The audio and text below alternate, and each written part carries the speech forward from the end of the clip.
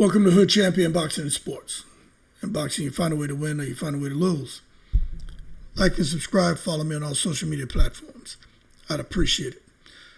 Man, we got a big fight coming up and an even bigger fight, depending on if David Benavidez wins against Zurdo on Cinco de Mayo. Now, check this out. Let me do this. Where is it?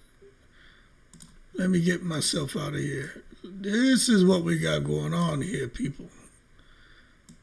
There we go. David Benavidez and Zurdo Ramirez fighting Cinco de Mayo. It is going to be a war.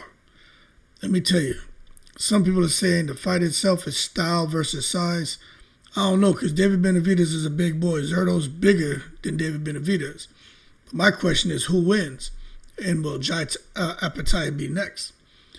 Now, David Benavidez, 31 wins, 25 knockouts. He is a monster inside the ring. Pressure fighter, high punch volume, relentless combinations, walks opponents down, breaks fighters mentally and physically. Now, we saw him fight against Anthony Yarde in his last fight, and I'm going to tell you, I thought David Benavidez was going to KILL Anthony Yarde. And I'm not going to lie, if they would have allowed that fight to continue, Anthony Yarde probably would have been, what's the word they use, unalived? He would have been unalive, man. That was one of the most violent beatings I've seen in the boxing ring in a long time. And I know Yarde and these boxers want to prove their mettle and they're tough and they won't quit, but sometimes they can take it to the stupid. And his corner should have stopped that fight. Yarde it was pretty horrible, pretty sad to watch. But anyway, David Benavidez is going to be facing Zurdo Ramirez, who has 48 wins, 1 loss, 30 KOs. Now, Zurdo is going to tell you that there's no way in the world David Benavidez, who's coming up from 175, is going to be able to defeat somebody like Zurdo Ramirez, who's a tall southpaw, long reach, comfortable fighting at range, uses size and angles, and he's not used to being bullied.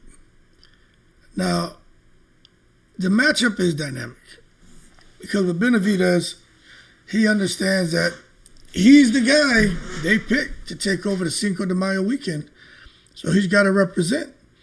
So Benavidez wants a mid-range war. He wants to get off a volume of shots. He wants body shots. And he wants to be in close to where he can go to work, and that's where he's comfortable and where he destroys opponents. Zurdo is going to want that distance, going to want to establish his rhythm and time to set traps and box. But all I'm saying is if David gets inside consistently, this becomes hell for Zurdo Ramirez. It won't be anything easy or nice because Zurdo Ramirez, I think, will end up just like all the other opponents who face David Benavidez. Once they start to get a little tired and David Benavidez starts to get closer and closer to him, they get destroyed.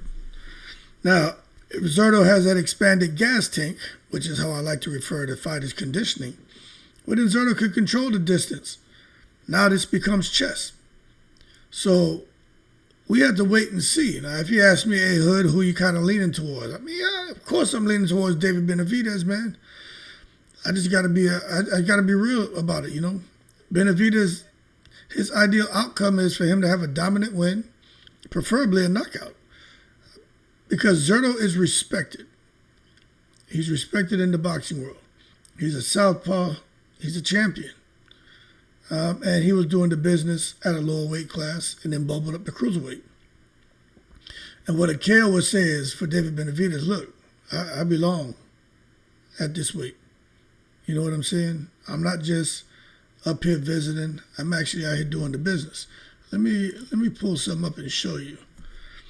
Because I was taking a look at this. Let me just scroll up to it. We can look at it together. Right here.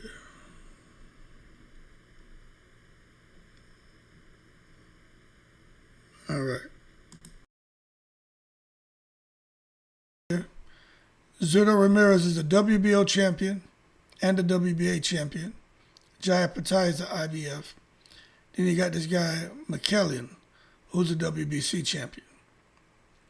If Benavidez beats Zurdo, he becomes a WBO and WBA champion.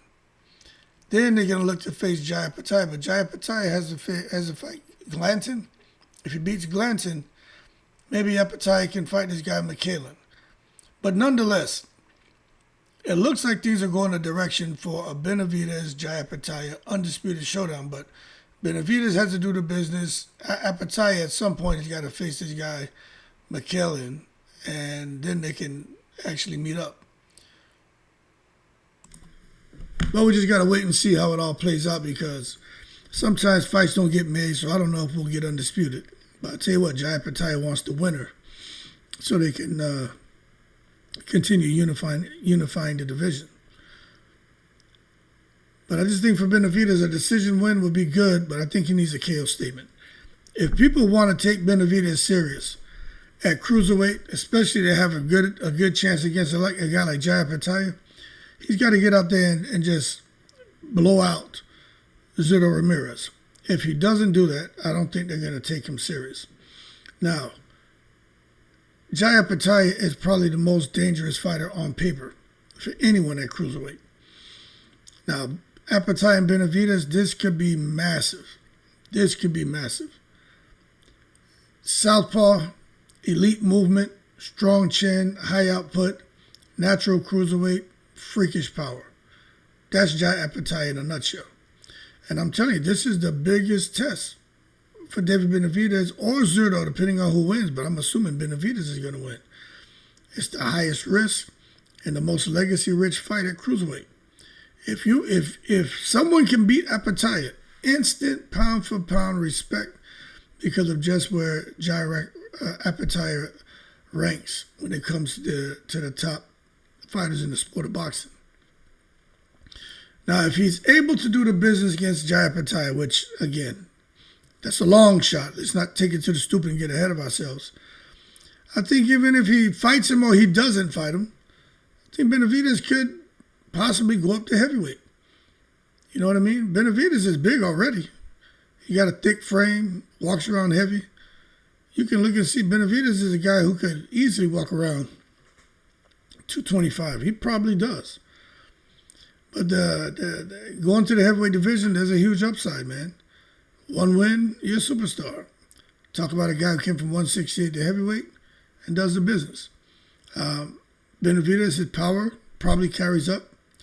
And then he may not have to worry about being less speed focused, but those fast hands would definitely benefit him at heavyweight. Now, from a legacy angle, like I said, you're talking about middleweight, super middleweight, light heavyweight, cruiserweight, heavyweight. That's rare. That's historic, but that shit is risky as hell. If David wins at heavyweight, he becomes a multi-era, multi-weight class fighter. And he is definitely going to be a guy who's going to be probably a first ballot Hall of Famer. But I think there's some pressure for him to perform on Cinco de Mayo weekend. Canelo is kind of moving away from that date. There's a vacancy. And it seems the logical choice is to insert David Benavidez. There's a branding opportunity here. Now, for those saying, well, what's the big deal with this Cinco de Mayo shit? It's a boxing holiday, man. That's where Canelo had it locked down for the longest. Mayweather, De La Hoya. You see, networks want Mexican stars, violent styles, fan-friendly fighters. So Benavidez must keep winning, keep stopping opponents, keep being excited. Decision wins, I mean, that's cool. It means you're dangerous. But knockouts, you're going to own the date. And that's what they want. They want people on that date to knock people out. Now, this whole thing about Canelo, I don't know. Would Canelo ever fight Benavidez? I don't know. There was a conversation with Benavidez and Turki Al-Sheikh, and Turki's in the house every day. It's Thanksgiving. Sounds like Turki's interested in making that fight.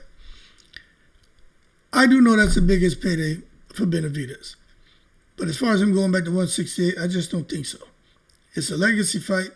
It'll settle boxing's longest running beef. And there's some historical importance to it. But again, the weight cut, it'll drain him. Probably won't have the punch resistance. Probably won't have the energy.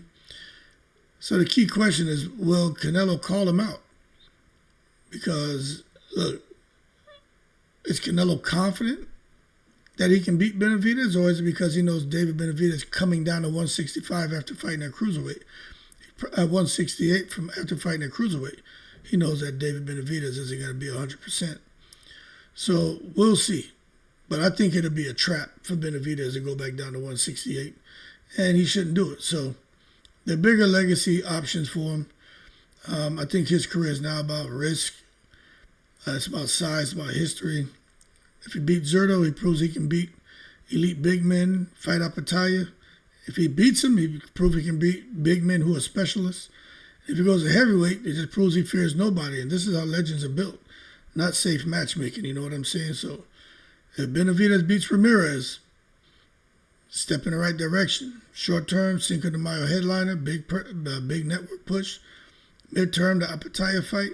Boy, oh boy, that's a hard fight. That'd be a great fight. But if he can beat Opetaia, now after that, you're talking about long term, going to heavyweight, dabble up there, make some big money. And then I don't know. He may not care about the Canelo fight, or Canelo may want to fight him, and maybe Canelo comes up to 175. I don't know. But what I will tell you is, if he beats Zurdo, I think that fight's going to determine what his future is going to look like. So he's got to win. He's got to win. Y'all keep cool. I'm in the breeze.